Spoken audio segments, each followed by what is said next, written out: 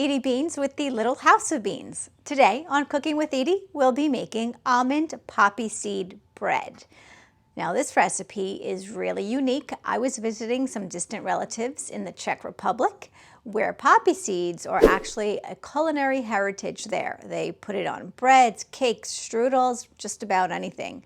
And we made this bread as a side for dinner. The recipe and the links to the products you see us using here will be in the description below. Remember, we do have a Facebook group, Omnia Stovetop Oven Fans, and our cookbook, Outdoor Cooking with Edie Beans, is available on Amazon. Remember guys, Omnia is running a spectacular September 15% off sale on all of their products. Please use the code BEANS15, B-E-A-N-S 15. We are also running a September sale on the ebooks Outdoor Cooking with Edie. Just go directly to our website, littlehouseofbeans.com, and also use the code BEANS15. Hoping to make my Czech Republic family proud by making this almond poppy seed bread. I'm ready to bake.